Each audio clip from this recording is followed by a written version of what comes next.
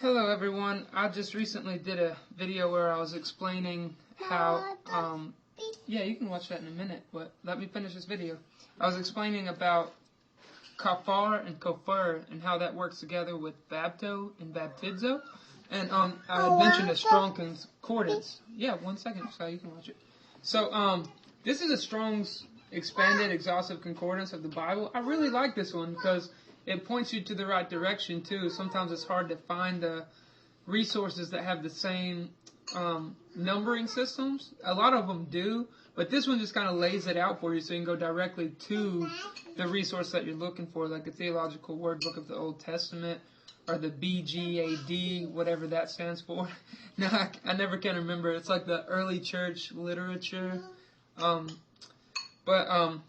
Anyways, I had mentioned that the word pitch, the ark within and without with pitch, was two words, Kopher and Kaphar, or Kopher and Kaphar, and they mean to cover and to stain. And I was explaining about how Bapto and Baptizo have that same meaning. So I went ahead and did the research for you, so you can see this stuff for yourself. So it's kind of, maybe it'll be convenient.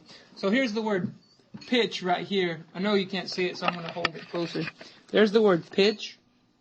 This is going to be really hard to do. Pitch right there, 37:24. Pitch it within and without with pitch, Genesis 6:14. And you go over here, and you go to that number that I just showed y'all, and it says Kaphar right there. It says to cover. It says some other things right there about expiation, whatever that means, or condone.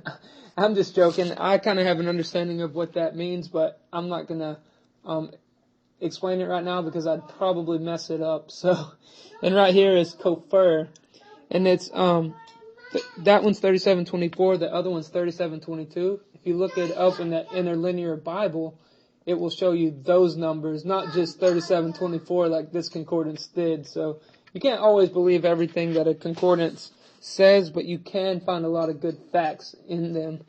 So be careful about that. So to cover, and then it says to cover right there, and it says atonement right down there, right there in the bottom left.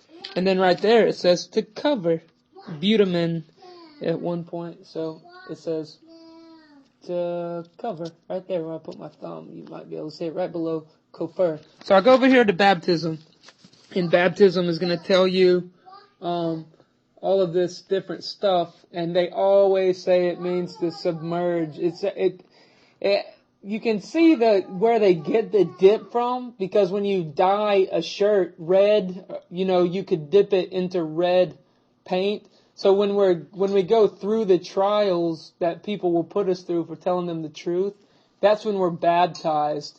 So you can find the concept. Sorry about my son yelling.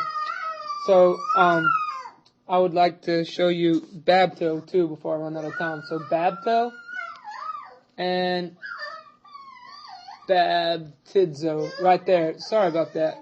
But those are the words you have to research. Look, this right here says to stain with a dye. So to cover, to stain. Look, they got this right. That's amazing. A lot of things don't even have that right. It says right there, to dye. And it explains I was talking of the Lord's garment, dipped, i.e. dyed in the blood. Revelations 19:13. So, I just wanted to share that with y'all. I don't have a whole lot of time on these videos, and they upload way quicker when you do them in a little bit of time. So that's actually a really big subject to explain in 5 minutes, but if you investigate it, look up the context clues, find out what it means to drink of a cup, what it means to, if you ever read about how they used to do blood, some kinds of blood covenants, that would help, like when God told them to pitch their doorposts and the roof of their door with blood from the lamb and everything, that would help you understand the context and how that's the atonement, and that being dunked in water and eating crackers and grape juice have nothing to do with that. But I just wanted to share that, and I'll keep posting videos, and hopefully you'll begin to see this very broad picture that goes throughout the Bible, and then narrow your thinking to that.